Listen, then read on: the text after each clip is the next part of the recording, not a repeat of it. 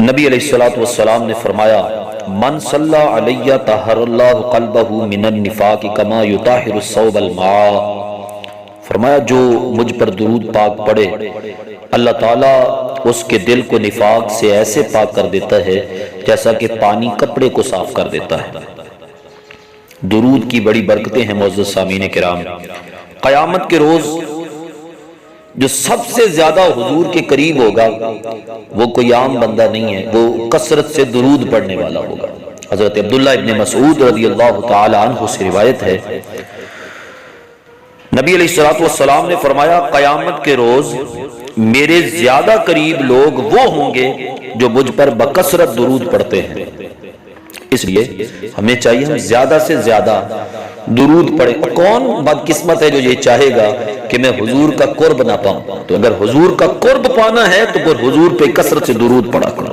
ایک روز حضرت شبلی رحمت اللہ علیہ جو اولیاء کرام سے ایک ولی اللہ تھے، حضرت ابو بکر مجاہد کے پاس آئے اور حضرت ابو بکر ان کے استقبال کے لیے اٹھے اور بڑھ کے ان سے معانقہ کیا اور ان کی آنکھوں کے درمیان بوسہ دیا۔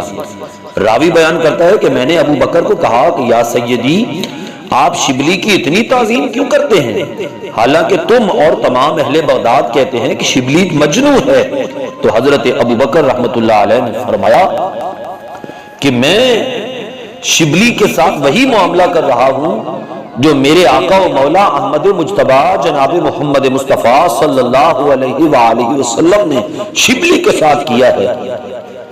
تو راوی عرض کرتا ہے حضور وہ کیسے؟ آپ فرماتے ہیں میں نے عالم رویا، میں نے خواب میں دیکھا کہ شبلی بارگاہ رسالت معاد میں حاضر ہوئے، آپ ان کو دیکھتے ہی اٹھ پڑے اور انہیں اپنی بغلوں میں لیا اور ان کی دونوں آنکھوں کے درمیان حضور نے بوسہ دیا۔ تو آپ حضرت ابو بکر رحمت اللہ علیہ فرماتے ہیں بس میں نے عرض کی یا رسول اللہ کیا وجہ ہے کہ آپ شبلی کے ساتھ اتنا پیار و محبت فرماتے ہیں؟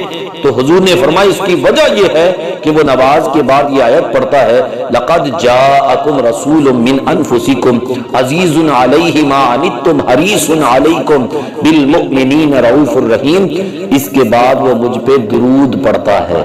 تو یہ درود کی برکتیں ہیں، اس سے ثابت ہوا درود پاک کی کثرت سے سلطان دارین کے دربار کا قرب ملتا ہے، اس طرح خود خالق کائنات کی بارگاہ کا قرب اس سے حاصل ہوتا ہے۔